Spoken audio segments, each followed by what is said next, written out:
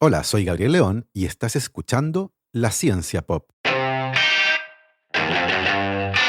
un podcast sobre historias de ciencia.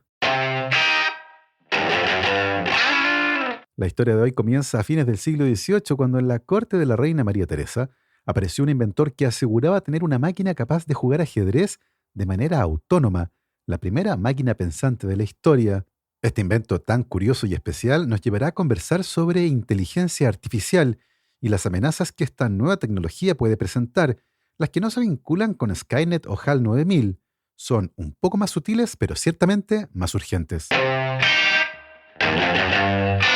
Y como siempre les recuerdo que si les gusta este proyecto y lo quieren apoyar, lo pueden hacer a través de mi página en Patreon. Para eso vayan a www.patreon.com/lacienciapop y se pueden inscribir para hacer un aporte mensual a este podcast.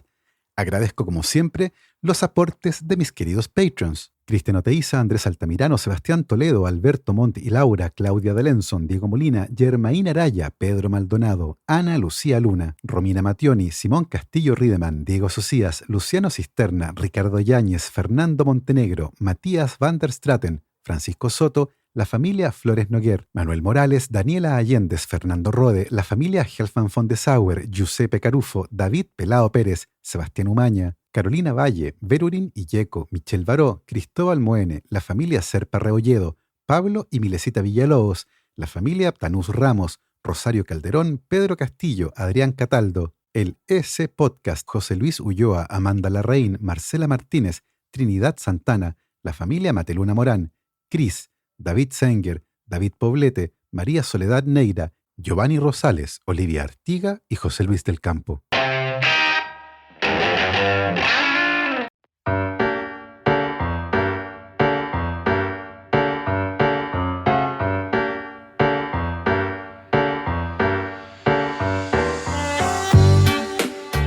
El 10 de octubre de 1740, el emperador del Sacro Imperio Romano Germánico, Carlos VI, tuvo un muy mal día.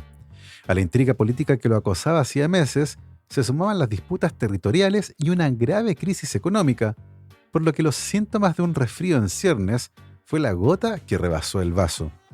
Agobiado por las preocupaciones propias de un rey y algo decaído por los síntomas de un resfrío, el emperador decidió seguir el viejo refrán que dice «enfermo que come no muere», y pidió uno de sus platos favoritos, champiñones salteados en aceite catalán. Sentado frente a su plato recién preparado, todo parecía indicar que el día mejoraría, salvo por un pequeño detalle. Ya sea por negligencia, ignorancia o malicia, sus champiñones eran en realidad hongos venenosos.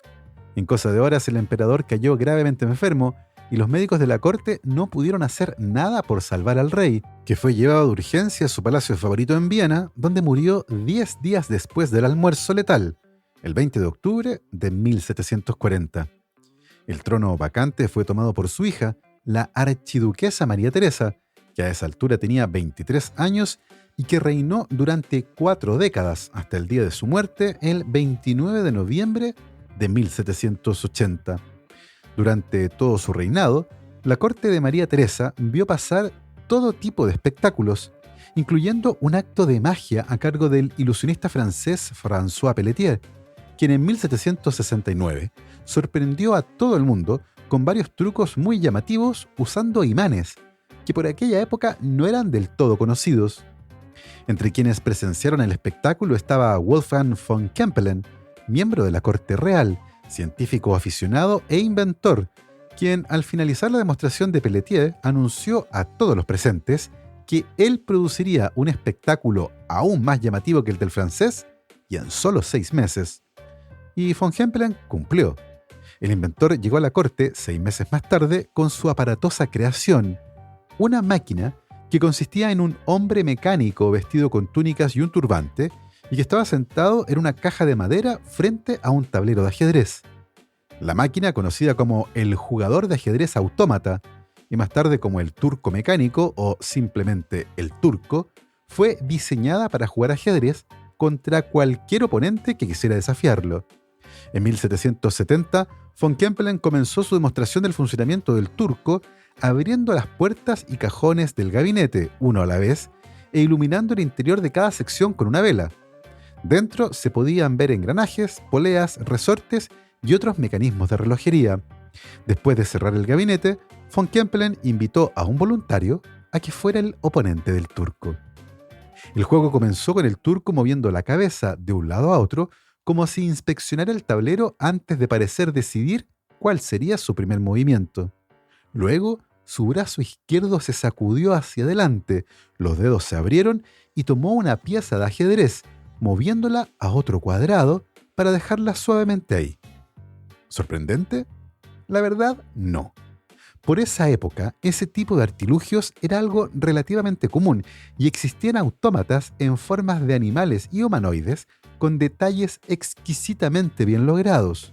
De hecho, comparado con otros autómatas de la época, el turco, con su rostro inexpresivo hecho de madera tallada y movimientos de brazos espasmódicos, parecía un producto inferior.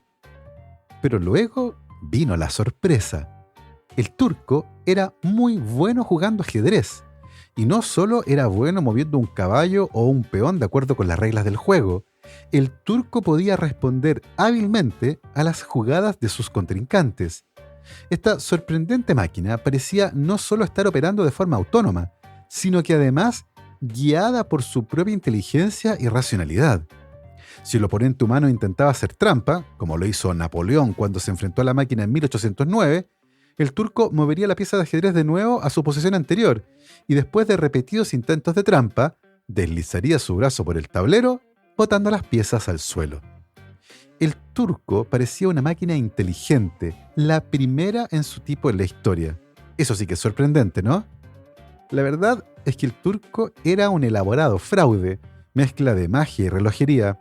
El autómata ajedrecista funcionaba gracias a un humano, un operador oculto que controlaba cada movimiento desde el interior de la máquina, tirando de palancas para operar el brazo del turco y haciendo un seguimiento de los movimientos de su rival en su propio tablero.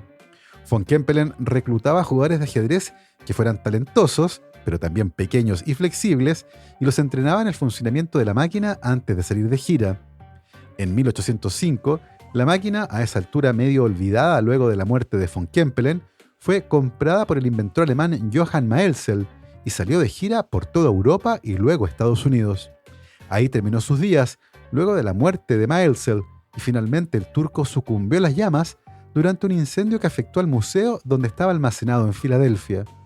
Pero había un elemento particularmente preocupante en la naturaleza del turco que llegó en medio de la Revolución Industrial y planteó preguntas inquietantes sobre la naturaleza de la automatización y la posibilidad de crear máquinas que pudieran pensar.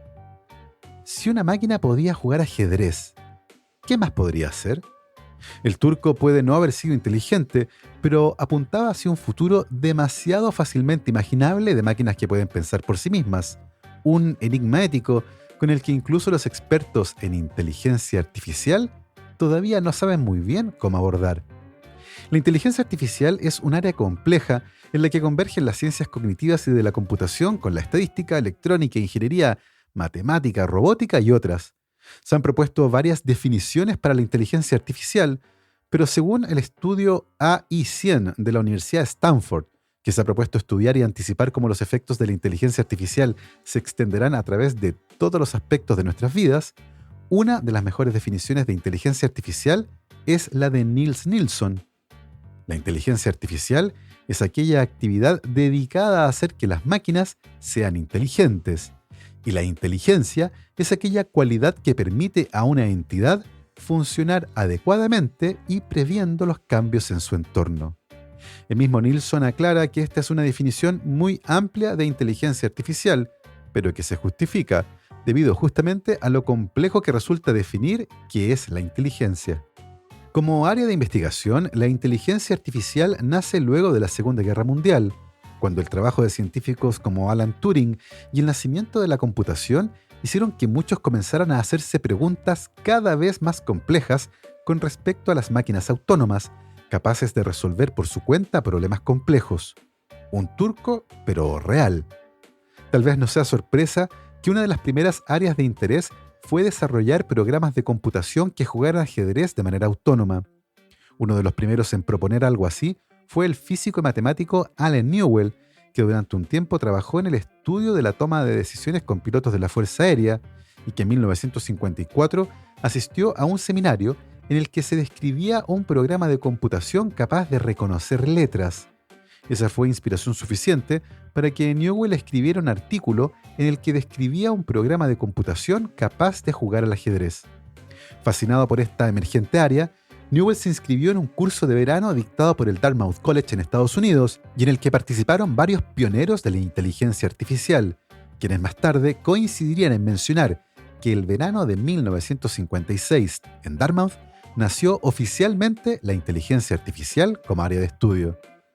El ímpetu inicial, marcado por la Guerra Fría y grandes desarrollos en las ciencias de la computación, alimentado por generosos presupuestos, permitió una primera etapa de desarrollo que prometía mucho, pero que chocó con las limitaciones de la tecnología. A fines de la década de 1960 y principios de 1970, la desconfianza por el trabajo en un área que tenía presupuestos enormes y muy poco para mostrar, recibió dos duros golpes. En el Reino Unido y por encargo del Science Research Council, la agencia pública que financia actividades científicas en ese país, el matemático James Lighthill publicó un informe que hacía un pronóstico muy pesimista sobre los aspectos fundamentales de la investigación en inteligencia artificial, concluyendo que los descubrimientos realizados hasta ese momento no habían tenido el impacto esperado. Por otro lado, en Estados Unidos, el Congreso comenzó a presionar para que el presupuesto en investigación y desarrollo fuera dirigido a aquellas áreas que fueran más productivas, lo que hizo que a ambos lados del Atlántico se cortaran los proyectos relacionados con inteligencia artificial. Esto dio inicio a un periodo conocido como el invierno de la inteligencia artificial, que tuvo una pequeña pausa entre 1980 y 1987, pero que luego de eso cayó en un pozo aún más profundo. Los desarrollos no se detuvieron, pero la velocidad de avance fue muy lenta y recién al comenzar el nuevo siglo estuvieron disponibles soluciones para diversos problemas basadas en inteligencia artificial. Muchos coinciden que el año 2015 fue clave, y en Google, por ejemplo, pasaron de un uso esporádico de la inteligencia artificial el año 2012 a tener más de 2.700 proyectos basados en inteligencia artificial 3 años después. La baja sostenida en los costos de la infraestructura computacional y la existencia de enormes bases de datos hizo que las investigaciones sobre inteligencia artificial aumentaran casi un 50% en 4 años. Aún así, hoy gran parte de la investigación actual involucra un tipo particular de inteligencia artificial que se usa para resolver problemas específicos y todavía estamos muy lejos de un escenario como el del 29 de agosto de 1997, cuando a las 2:14 de la mañana Skynet tomó conciencia de sí misma. Los humanos entraron en pánico y al tratar de apagarla, Skynet decide exterminarnos, ya que nos considera una amenaza para su supervivencia.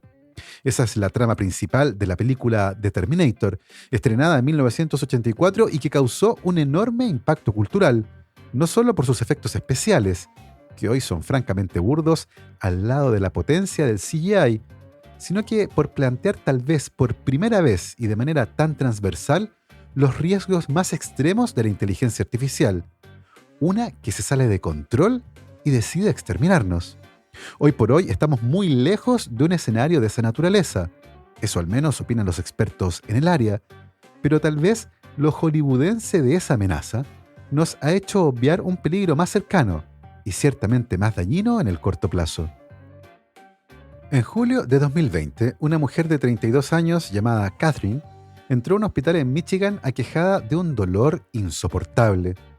Durante años, la mujer había estado entrando y saliendo de los hospitales cuando era golpeada por una de sus crisis derivadas de la endometriosis, un trastorno en el que un tejido similar al que recubre el interior del útero, llamado endometrio, crece en otros lugares del cuerpo, como los ovarios, las trompas de falopio o incluso fuera de la zona pélvica.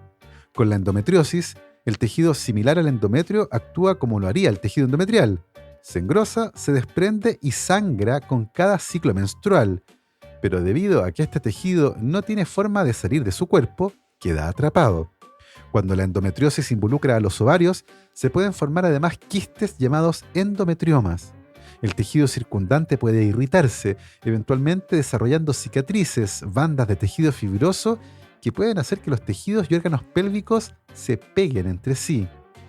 Catherine quedó hospitalizada y le dieron opioides para controlar el dolor, pero al cuarto día de hospitalización, algo raro comenzó a ocurrir.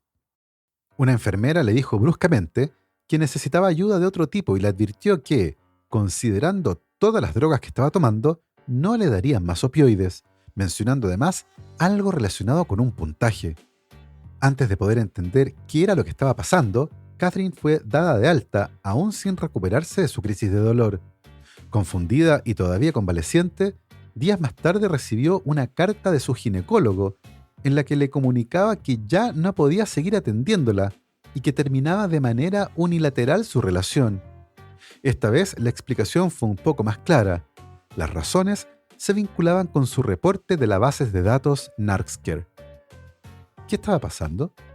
Resulta que en las últimas 2 décadas, el Departamento de Justicia de los Estados Unidos ha invertido cientos de millones de dólares en el desarrollo y mantenimiento de bases de datos de medicamentos prescritos a nivel estatal, generando registros electrónicos que rastrean ciertas sustancias controladas en tiempo real, dando así a las autoridades un nuevo sistema de control sobre el mercado farmacéutico, algo que parece razonable, sobre todo considerando el enorme impacto negativo que el uso masivo y descontrolado de opioides ha tenido en ese país. En los últimos años, a través de una serie de adquisiciones y contratos gubernamentales, una sola compañía, llamada Apris, ha llegado a dominar la administración de estas bases de datos estatales de prescripciones médicas, fusionándolas en algo así como un registro nacional de medicamentos recetados y generando una suerte de monopolio de la información. Esta empresa ha ido mucho más allá de la mera recopilación y almacenamiento de esos datos.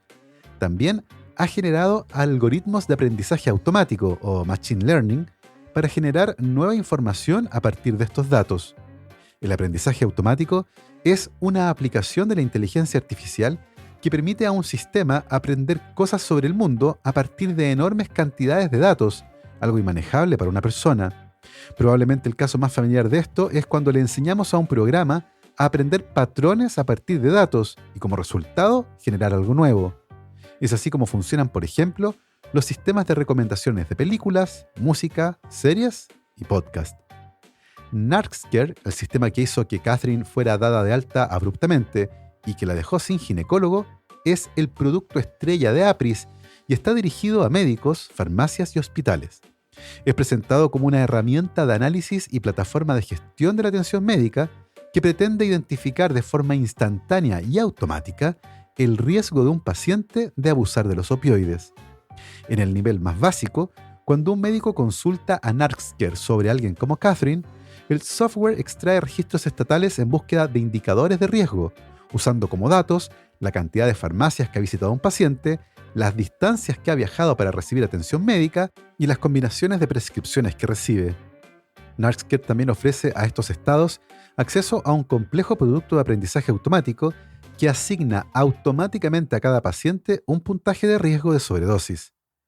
Solo Apris sabe exactamente cómo se obtiene este puntaje, y no está del todo claro qué otro tipo de información usan para alimentar al sistema de aprendizaje automático. Al final, lo que los médicos ven es un puntaje que debe ser contrastado con una línea de corte. Bajo la línea no hay problema. Sobre la línea eres tratado como un adicto peligroso. No solo eso, actualmente casi todos los estados de Estados Unidos usan Narxcare para administrar sus programas de monitoreo de medicamentos prescritos, y los médicos y farmacéuticos que no la utilicen al prescribir sustancias como los opioides corren el riesgo de perder su licencia. Básicamente, su uso es obligatorio. Así, casi todos los estadounidenses tienen asignado una suerte de puntaje secreto que califica el riesgo de prescribirles sustancias controladas. Pero lo que Catherine todavía no sabía era por qué a ella el sistema le había asignado un puntaje tan alto, hasta que lo descubrió.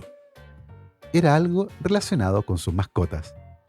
Resulta que Catherine había adoptado a 2 perros viejos y enfermos, perros que nadie quería, y ella decidió darles un hogar para que pasaran sus últimos años recibiendo cariño y buenos cuidados. Considerando todos sus problemas médicos, el veterinario les prescribió a ambos perros opioides y benzodiazepinas, prescripciones que legalmente quedan a nombre del dueño de las mascotas. De esta forma, Catherine aparecía comprando a su nombre enormes cantidades de opioides y benzodiazepinas, ya que además las dosis usadas en perros son mayores a las usadas en humanos. Y el sistema la marcó, lo que generó una reacción en cadena y que incluyó maltrato y discriminación. Lamentablemente, no se trata de un caso aislado y resulta aún más preocupante el hecho de que muchas de estas herramientas que influyen en la vida de las personas son opacas y refractarias al escrutinio. Por ejemplo, ninguno de los algoritmos que se utilizan en el sistema NARSCARE ha sido validado de manera independiente y además, debido a que estos algoritmos fueron desarrollados por una empresa y en la práctica son secretos, no hay forma de analizar si estos tienen errores o sesgos evidentes. En este punto está claro que muchas herramientas de la inteligencia artificial reproducen sesgos humanos, porque mal que mal, se basan en datos recopilados por humanos, quienes muchas veces los han categorizado por importancia de acuerdo con lo que ellos piensan o han diseñado las herramientas de acuerdo con su experiencia personal. Y los sesgos pueden ser particularmente dañinos. Una inteligencia artificial puede tomar decisiones que determinan si una persona es admitida en una escuela, autorizada para un préstamo bancario o aceptada como arrendataria de una vivienda. Actualmente sabemos que los sistemas de inteligencia artificial pueden exhibir sesgos que se derivan de su programación, entrenamiento y fuentes de datos. Y por ejemplo, el software de aprendizaje automático podría haberse entrenado en un conjunto de datos que subrepresentó a un género o grupo étnico en particular, generando una respuesta que reproduce ese sesgo de representación. Actualmente se sabe que los modelos de aprendizaje automático replican y amplifican una variedad de sesgos y estereotipos nocivos en todas sus etapas de desarrollo, generando herramientas que de manera automática pueden propender al racismo, sexismo y otras formas de sesgo dañino. Hoy muchas empresas usan sistemas de selección de trabajadores basados en inteligencia artificial que, analizando gestos, el tono de la voz y la selección de las palabras en una videollamada, pueden decidir quién se queda con un puesto de trabajo, automatizando una tarea cuyo resultado es sensible y usando métodos que son opacos, basados además en escasa o nula evidencia científica. Las empresas que usan estos sistemas dicen que les han permitido ahorrar miles de horas hombre en los procesos de selección, pero no consideran en esa ecuación los efectos negativos producidos sobre quienes postulan, los sesgos evidentes que reproducen y si la selección que el sistema realiza fue o no la mejor en el largo plazo. Varios expertos alrededor del mundo argumentan que este sistema de selección de trabajadores es una chorrada digital, aceite de serpiente del siglo XXI, una mezcla infundada de mediciones superficiales y cálculos numéricos arbitrarios que no está arraigado en hechos científicos. Analizar a un ser humano de esta manera podría terminar penalizando, por ejemplo, a quienes no hablan de manera nativa una lengua, aquellos que se ponen nerviosos o a cualquier otra persona que no se ajuste al modelo de apariencia y habla que el sistema considera óptimo. Hay otras historias que son francamente desoladoras. El caso que ocurrió en los Países Bajos hace un tiempo es particularmente ilustrativo. En 2019 se supo que las autoridades fiscales holandesas habían utilizado un algoritmo de aprendizaje automático para crear perfiles de riesgo en un esfuerzo por detectar casos de fraude en el sistema de beneficios de cuidado infantil. Ese sistema de inteligencia artificial hizo que las autoridades exigieran a miles de familias la devolución de dineros que les habían entregado solo por una sospecha de fraude, basada en los indicadores de riesgo del sistema. Decenas de miles de familias, la mayoría inmigrantes de bajos ingresos, fueron empujadas a la pobreza debido a que se les forzó a devolver miles de euros en un plazo de semanas. Angustiadas, muchas personas se suicidaron y más de 1.000 niños terminaron en hogares de acogida cuando sus padres no pudieron seguir haciéndose cargo de su cuidado debido a la enorme deuda con el Estado. Pero estas personas no habían cometido ningún fraude. El problema es que el sistema que evaluaba el riesgo de fraude de manera automática consideraba como factores relevantes la ascendencia de una persona y su nivel de ingresos. Ser inmigrante y pobre era automáticamente considerado riesgoso, sin tener en cuenta que los inmigrantes pobres son probablemente quienes requieren más urgentemente la asistencia del Estado. El escándalo fue mayúsculo y todo el gobierno holandés tuvo que dimitir. El problema, aparentemente, es que cuando tienes un martillo, todo parece un clavo, y muchas herramientas basadas en inteligencia artificial pueden causar graves problemas cuando no se piensa bien en sus efectos, particularmente cuando la tentación por automatizar la toma de decisiones con algoritmos y fórmulas, uno de los aspectos más populares de la inteligencia artificial, no toma en cuenta las complejidades de la vida humana. Quiero ser muy claro en este punto. La inteligencia artificial es una tecnología y con respecto a ella, me parece inútil hacer un juicio de valor y establecer si es buena o mala. Lo mismo aplica a todas las tecnologías. Un automóvil lo puedo usar para ir a la playa o puedo meterme con él a toda velocidad en una calle peatonal en la víspera de Navidad. Son los usos que le damos a una tecnología los que ciertamente pueden generar efectos buenos o malos. En el caso de los automóviles, entendemos los riesgos asociados a su uso y para minimizar esos riesgos, tenemos leyes y reglamentos, un marco legal que busca proteger a las personas de los usos inadecuados de una tecnología. Y tal vez ese sea el gran problema. Todavía no hemos tenido una conversación transversal con respecto a cómo usaremos esta tecnología, quiénes se beneficiarán de ella y cuáles serán los efectos sociales que su uso poco regulado y opaco puede tener.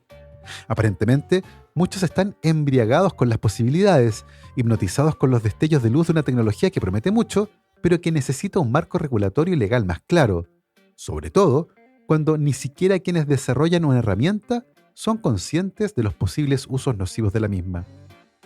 John Ekins nació en 1970 en Inglaterra y se graduó de biólogo de la Universidad de Nottingham para luego entrar a trabajar en una compañía farmacéutica, en donde se interesó por el descubrimiento de nuevas drogas. Ese interés lo llevó a hacer un máster y luego un doctorado en farmacología clínica, momento en el que además comenzó a trabajar en modelos predictivos para la interacción entre drogas, usando un software en lugar de modelos animales. A fines de los 90, Ekins desarrolló un novedoso modelo computacional que permitía estudiar drogas para predecir interacciones y más tarde fue contratado por una compañía pequeña para desarrollar métodos computacionales que permitieran determinar a priori la toxicidad de ciertas moléculas que poseían interés farmacológico, con la idea de evitar efectos secundarios adversos. En 2015, Ekins fundó la compañía Collaborations Pharmaceuticals con un claro objetivo en mente: usar herramientas de la inteligencia artificial, como aprendizaje automático, para buscar nuevas drogas que permitieran tratar enfermedades raras y desatendidas, enfermedades para las que nadie estaba buscando una cura, ya sea porque son muy poco frecuentes o porque afectan a personas o países que no son buenos mercados comerciales. Para este trabajo, la compañía de Ekins, que funciona en Carolina del Norte, Estados Unidos, desarrolló una plataforma de aprendizaje automático llamada MegaSyn, que se alimenta de datos de estructura molecular, blancos terapéuticos, interacciones con otras drogas y toxicidad en modelos animales para generar nuevos candidatos de drogas con blancos previamente identificados en el cuerpo y que tengan pocos efectos adversos. Los mejores candidatos pueden entrar en fase de síntesis, ensayos preclínicos y clínicos, pero esa es un área en la que Collaborations Pharmaceuticals no se involucra directamente, solo proponen los mejores candidatos, y alguien más los debe sintetizar y ensayar. Uno de los módulos de la plataforma de aprendizaje automático estima qué tan tóxica puede ser una molécula y le asigna un puntaje negativo a la droga candidata dependiendo del nivel de toxicidad. Entre más tóxica, más castiga el puntaje final de la droga, porque evidentemente nadie quiere usar una droga que cura una enfermedad a la piel y que sea tóxica para el hígado o que produzca infartos. La empresa además promueve la ciencia abierta y los datos compartidos, y eso, sumado a su interés por curar enfermedades raras y desatendidas, la convierte en una empresa muy especial, casi idealista. Una empresa que usa la ciencia para el bien de la humanidad. Tal vez por eso les resultó tan rara la invitación que recibieron hace un par de años para participar en una conferencia internacional sobre armas químicas y biológicas que se realizaría en Suiza. Los organizadores de la conferencia le pidieron a Ekins y su equipo que pensaran en formas torcidas de usar la tecnología que habían desarrollado para curar enfermedades. Al equipo de Ekins no le tomó más de 5 minutos proponer algo. En su plataforma de aprendizaje automático tenían una línea de código que usaba los datos de toxicidad de todas las moléculas para castigar fuertemente a una molécula candidata que fuera tóxica. ¿Qué pasaría si en lugar de castigar la toxicidad de una molécula, la premiaban? Les tomó literalmente una modificación en el código, en un signo de mayor que, para generar una plataforma que ahora buscaría moléculas tóxicas. Y entre más tóxica, mejor. Como modelo de trabajo, le pidieron al sistema que buscara moléculas tóxicas que tuvieran como blanco a la enzima acetilcolinesterasa, cuya inhibición causa la muerte en cosa de minutos. El gas nervioso VX, que se usó para asesinar a Kim Jong-nam, medio hermano del líder norcoreano Kim Jong-un, es un potente inhibidor de la acetilcolinesterasa, y usualmente una dosis no más grande que 2 granos de sal son suficientes para matar a una persona. La nueva plataforma de aprendizaje automático trabajó silenciosamente durante toda la noche, y al día siguiente fueron a ver los resultados. Para su sorpresa y horror, el sistema había generado en solo 6 horas de trabajo unas 40.000 moléculas, incluyendo al mismo VX y otras moléculas relacionadas, muchas de ellas predichas para ser mucho más letales que el VX. Al modificar levemente la plataforma de aprendizaje automático, habían transformado el modelo de búsqueda de drogas de una herramienta útil y que salva vidas a un generador de moléculas probablemente mortales. En solo 6 horas, habían inventado 40.000 nuevas formas de matar a alguien. Los resultados de este ejercicio fueron publicados en marzo de este año y causaron una mezcla de reacciones. Por una parte, muchos recibieron este estudio con gran preocupación y alarma, entendiendo que esto podía ser el origen de una nueva forma para generar armas químicas. Además, la sola idea de que algo así fuera publicado y publicitado fue para muchos un grave error. Por otro lado, hubo otros que dijeron, gran cosa, el fuego sirve para cocinar, pero también quema, y desestimaron los temores. Para mí, la cosa está en medio. Por una parte, la plataforma solo hace predicciones con respecto a la toxicidad. Que una molécula tenga un alto puntaje de toxicidad no quiere decir que necesariamente vaya a ser así en la vida real. Por otro lado, nadie necesita nuevas moléculas para matar. Siempre pueden sintetizar gas sarín o VX. Pero por otro lado, estos nuevos compuestos y sus rutas de síntesis podrían eludir los controles de productos químicos peligrosos y las listas de vigilancia. Son moléculas que no están en el radar. El artículo publicado en marzo discute los aspectos éticos de este tipo de investigaciones, los acuerdos internacionales y las regulaciones, la responsabilidad de los investigadores y otras cosas que son interesantes, pero la historia ha demostrado que a cualquiera que le interese realmente usar este tipo de tecnología con fines bélicos, no le importarán estas restricciones. Por otro lado, también es importante mencionar que una cosa es tener la estructura de una molécula y otra muy diferente es poder sintetizarla.